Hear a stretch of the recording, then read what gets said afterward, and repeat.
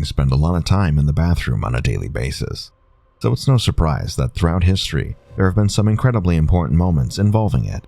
Here are some of history's most memorable events that have something to do with the bathroom. If you haven't already, hit the like button, leave a comment, and subscribe to the channel for more videos. A bathroom break saved Lyndon B. Johnson's life. President Lyndon B. Johnson wasn't the most popular politician in the world, but his achievements are mixed. Johnson was responsible for the Civil Rights Act of 1964 and the Voting Rights Act of 1965, but he was also blamed for putting Americans through the Vietnam War. Before he became president, he was a young sailor in the Navy. On June 9, 1942, he was assigned to fly a B-26 Marauder airplane nicknamed the Wabash Cannonball. Just before takeoff, he had to use the bathroom. When he came back, Lieutenant Colonel Francis R. Stevens took Johnson's seat. He was forced to take the next flight, the Heckling Hare. Johnson was incredibly lucky because the Heckling Hare saw very little combat, but the Wabash Cannonball was shot down by the Japanese, killing everyone on board. The king who died on the toilet after drinking hot chocolate. King George II of England reigned from 1727 to 1760. On October 25, 1760, King George II had just finished a delicious cup of hot chocolate and went to use the bathroom in Kensington Palace. He was straining so hard that he had an aortic aneurysm. Doctors could not save him because he was dead just moments after sitting on the toilet. After studying his body extensively, they diagnosed him with an aortic dissection, a serious condition in which a tear occurs in the inner layer of the body's main artery, the aorta. Blood rushes through the tear, causing the inner and middle layers of the aorta to split. This would later go on to help diagnose and prevent deaths for thousands of people who were suffering with the same problem. A scientist's bet helped to treat diabetes. In 1899, Dr. Oscar Minkowski ran into his colleague, Josef von Mering, at the university library. The two got into a debate over the pancreas. They disagreed if someone could survive without their pancreas or not. Dr. Minkowski believed so strongly that people could survive without it that he removed his dog's pancreas. At first, the dog appeared to be fine, but then Minkowski realized that flies were starting to surround his dog's urine when he took him for a walk.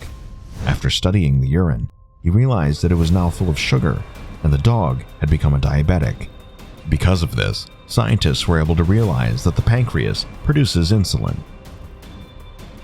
Bathroom breaks helped discover phosphorus. Henning Brand was a German 17th century alchemist. The ultimate goal of alchemists was to figure out a way to change base metals into gold.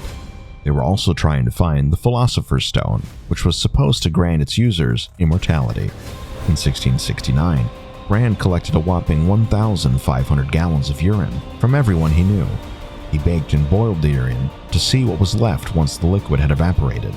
The point in this was because water was necessary for life, and he wanted to see what happened to water once it passed through a person. He believed that he might find a key to eternal life. What he found instead was a white powder that glowed in the dark. This was phosphorus. One soldier's bathroom break started a war. On July 7, 1937, Japan and China were on the brink of war. The Japanese Imperial Army surrounded the Chinese city of Wanping. A private named Shimaru Kikujiro had to use the bathroom, so he broke ranks in order to duck into the woods to relieve himself. Unfortunately for him, his unit had left by the time he finished. He became lost in the dark and couldn't find his way back. Meanwhile, the Japanese officers realized they had a missing soldier and started to panic. They sent troops back to Wanping and demanded to be let inside to find their missing soldier. When the Chinese refused to let them enter, the Japanese tried to breach the city walls. This was later called the Marco Polo Bridge Incident, and it started the Second Sino-Japanese War. The bath that led to an important discovery. In ancient Greece, Archimedes was challenged to figure out if a crown made of the king of Syracuse was pure gold or not. He thought long and hard but could not find a method for proving that the crown was not solid gold. Soon after, he filled a bathtub and noticed that water spilled over the edge as he got in. He realized that the water displaced by his body was equal to the weight of his body. This became known as the Archimedes principle. As the legend goes, Archimedes was so excited by his discovery that he jumped out of the bathtub and ran down the street naked, shouting Eureka about his discovery. The bathroom break that won a war. During World War I, a mathematician and physicist named William Lawrence Bragg was stationed in France. In 1915, Bragg was using a military outhouse that was totally closed off to the outside world, except for a pipe that reached down to the ground. There was a British 6-inch artillery piece about 400 meters away. When it fired, his bottom was actually lifted off the toilet seat by the inaudible infrasound energy. He eventually realized that this energy came from the gun's low-frequency infrasound. After this discovery, it dawned on him that each weapon had a unique frequency. He created a small, empty wooden ammunition box with a thin platinum wire that could detect infrasound. With this, he was able to pinpoint the exact location of enemy weapons within 150 feet. Thanks to the new technology of sound ranging, the German artillery was quickly silenced. Sound ranging was again used in the Battle of Amiens on the 8th of August 1918, and shortly thereafter, the war was over. The bathroom break that helped end segregation.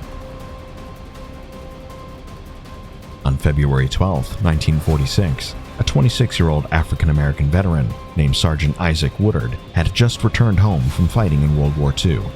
Isaac boarded a Greyhound bus to go to his home in Winnsboro, South Carolina. On the way, Isaac asked the driver if he could pull over for a rest stop. For some reason, this infuriated the driver, and he called the police on Isaac.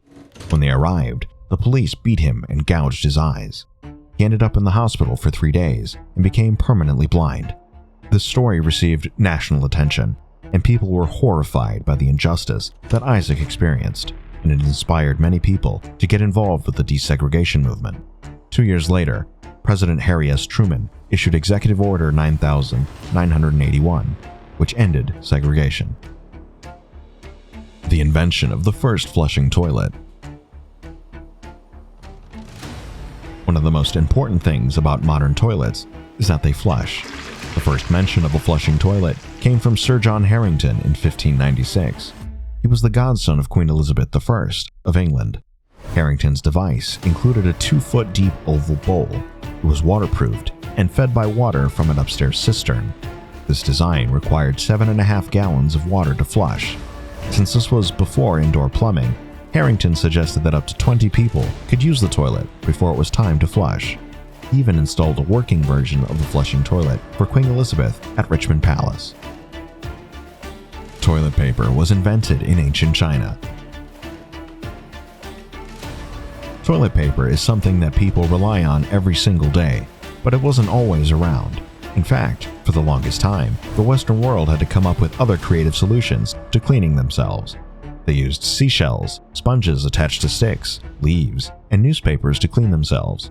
The first written account of toilet paper came from ancient China in 589 AD, from a scholar named Yan Xintui. He wrote, "Paper on which there are quotations or commentaries from the 5 classics, or the names of sages, I dare not use for toilet purposes."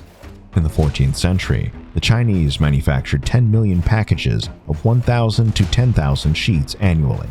In 1393, thousands of perfumed paper sheets were also produced for the Hongwu Emperor's imperial family.